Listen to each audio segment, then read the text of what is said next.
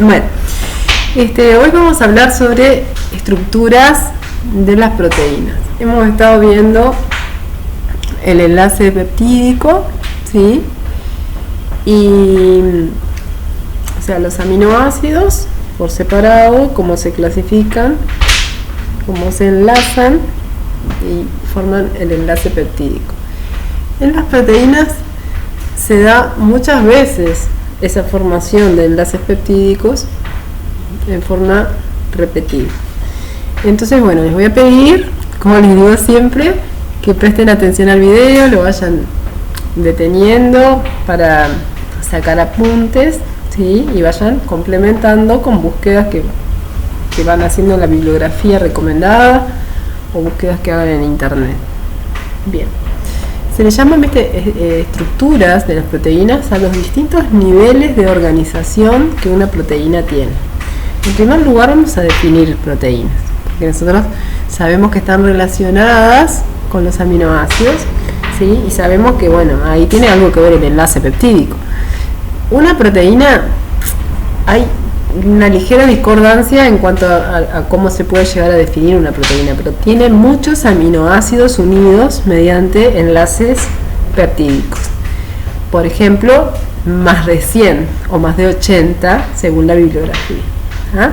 Un péptido sería un fragmento de proteína que no llega a tener tantos aminoácidos unidos, ¿sí? Por ejemplo, un péptido puede tener 8 aminoácidos, eso es un péptido. Pero una proteína ya es cuando tiene un montón de aminoácidos unidos, como 100, 105, 120. Bien, o más. Las proteínas siempre tienen una cadena lineal de aminoácidos unidos. ¿Qué significa una cadena lineal? Que tienen un aminoácido, otro, todos unidos, ¿sí? Sin ramificaciones. O sea, es una sola línea de aminoácidos. En todos se va formando el carbono, doble enlace O, NH, que es la estructura del enlace peptídico, y después viene un carbono que se llama carbono alfa. Ese carbono alfa tiene la capacidad de rotar. ¿Ah? Por ahí la proteína puede rotar, pero no puede rotar en el enlace peptídico porque el enlace peptídico es plano. ¿Ah? O sea que lo que le va a dar movilidad a la cadena polipeptídica es el carbono alfa. Y ese carbono alfa a su vez está unido a la R, que es el radical o cadena lateral, que ya sabemos que si la R es un hidrógeno es porque ese aminoácido es la glicina.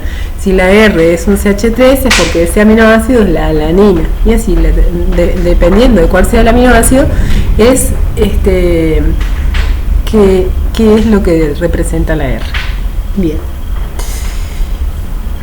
Entonces, lo primero que tenemos que hacer, ¿sí? Lo primero que tenemos que hacer es representar una proteína genérica, pero no va a ser 100, sino más o menos como es la estructura básica de una proteína y escribir la definición de proteína. Bien. Las proteínas entonces tienen distintos niveles de organización. ¿Qué significa esto? Bueno, si yo voy a armar una proteína, lo primero que tengo que ver es cómo se van a organizar esos aminoácidos. Y resulta, ¿sí?, que los aminoácidos en una proteína están constituidos de una determinada manera, de un determinado orden y no de otro. Por ejemplo, alanina, glicina, alanina, cisteína, triptófano, glicina. Los aminoácidos naturales son 20 y se pueden repetir, porque obviamente si tenemos una proteína que tiene más de 100 aminoácidos, se tienen que repetir los aminoácidos naturales. Pero lo que es exacta es la combinación que esos aminoácidos tienen en la proteína. La proteína empieza por un aminoácido y termina por otro, ¿sí? Y se puede distinguir en una proteína lo que se llama el grupo amino terminal y el grupo carboxilo terminal, porque como se van enlazando, enganchando un carboxilo con un amino, al primero le sobra un amino y al último le sobra un carboxilo. Se llaman los dos extremos de la proteína. Entonces, ¿Por qué es tan importante esa estructura, o sea, la cadena lineal? Porque esa estructura es la que conforman las demás estructuras, y además es la que guarda sentido en el que esa proteína va a funcionar como tiene que funcionar en un sistema vivo, porque las proteínas todas tienen una función, ¿sí? O sea, imagínense de que la cantidad de proteínas distintas que hay en el cuerpo humano, y todas deben cumplir una función. Para que puedan cumplir esa función es necesario que esa combinación sea perfecta, que no haya errores, ¿sí? Porque si hay errores va a dar lugar a que la proteína no funcione, y en muchos casos da lugar a que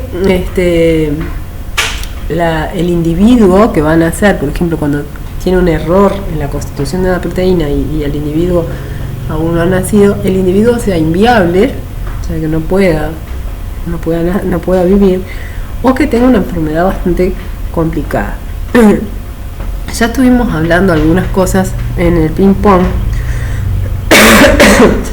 y un par de enfermedades que se asocian a un error en la secuencia primaria, en la estructura primaria de una proteína, es la anemia falciforme y la fenilcetonuria. ¿Ah? Bien, entonces la estructura primaria de una proteína es la secuencia de aminoácidos, la secuencia aminoácidica, ¿ah? El orden con que está puesto cada uno de los aminoácidos en la cadena, que ya dijimos que no tiene ramificaciones, en la cadena lineal. Bien, eso también lo tenemos que notar. ¿Cuál es la fuerza que mantiene unida la estructura primaria? Es el enlace peptídico, porque si yo lo quiero romper, ¿sí?, voy a tener que romper los enlaces peptídicos. O sea que la estructura primaria está muy bien sustentada, porque son enlaces químicos, ¿ah? No son fáciles de romper. Pasamos a la estructura secundaria. La estructura secundaria de una proteína se refiere a la disposición en el espacio que adopta esa cadena en determinados segmentos, no toda la proteína, sino una parte de la proteína puede estar en forma de hélice o de espiral, y otra parte a veces está como hoja plegada, ¿sí?, y a veces está al azar. ¿Ah? Hay otras conformaciones para la estructura secundaria, pero las dos principales son la alfa hélice y la beta hoja plegada. ¿Ah? Vamos a buscar cuáles son estas estructuras, ¿sí? Vamos a buscar un esquema, lo vamos a dibujar, porque ahí estamos tomando nota, ¿verdad? Todo un resumen que estamos haciendo, ¿sí? Y vamos a tener en cuenta de que la estructura secundaria no es toda la proteína que se pliega de una determinada manera, sino un segmento que se pliega de una manera. Para que la estructura secundaria se mantenga unida, es necesario que haya interacciones de tipo enlaces de hidrógeno entre las cadenas de proteína, ¿sí? O sea que si yo quiero romper la estructura secundaria de una proteína, ¿sí?, voy a tener que romper enlaces de hidrógeno, ¿sí? Ya es una fuerza menos intensa que la anterior, o sea, va a ser más fácil romper una estructura secundaria que una estructura primaria. Bien, ¿qué posibilidades tenemos? Bueno, en la primaria teníamos un montón de posibilidades, un montón, porque con 20 aminoácidos y sin un límite exacto de la cantidad de aminoácidos que tenga una proteína, prácticamente podemos formar todas las proteínas que se nos ocurran. ¿Ah? Pero lo que sí hay que saber es que, bueno, si es hemoglobina, tiene que tener una secuencia determinada, y bueno, basta que haya un error para que esa proteína ya no funcione. En la estructura secundaria tenemos la posibilidad de la alfa hélice, de la beta hoja plegada y de la al azar. Bien, pasemos a la estructura terciaria. La estructura terciaria es como toda la proteína entera se dispone en el espacio. Entonces ahí hay dos posibilidades: que la proteína haga una especie de glóbulo o esfera, ¿sí?, o que la proteína haga una especie de fibra o entrecruzamiento y lo que da lugar a dos tipos de proteínas, las globulares y las fibrosas. Esto es muy importante porque hay proteínas, las proteínas globulares van a ser, por ejemplo, la hemoglobina que está en la sangre, la insulina segregada por el páncreas, todas las enzimas, ¿sí? Son todas proteínas globulares, porque si prestan atención están disueltas en un medio acuoso. O sea que las proteínas globulares son solubles en agua, porque en la parte exterior de ese glóbulo pueden establecer enlaces de hidrógeno con el agua. ¿Ah? Por otra parte, las proteínas fibrosas, ¿sí? Son proteínas que no son solubles en agua, que están biodiseñadas para proteger al individuo. Por ejemplo, en la piel tenemos colágeno, el pelo tenemos queratina. Esto es proteína pura, pero es proteína fibrosa. Las fuerzas de atracción que mantienen unidas las proteínas fibrosas son varias. Unas se llaman los enlaces de hidrógeno, que ya los conocemos. Otras son las fuerzas hidrófobas, o sea que son fuerzas que están entre partes apolares, que no tienen polos eléctricos de la estructura. También hay fuerzas electrostáticas, ¿sí? Entre zonas polares, lo contrario a las hidrófobas.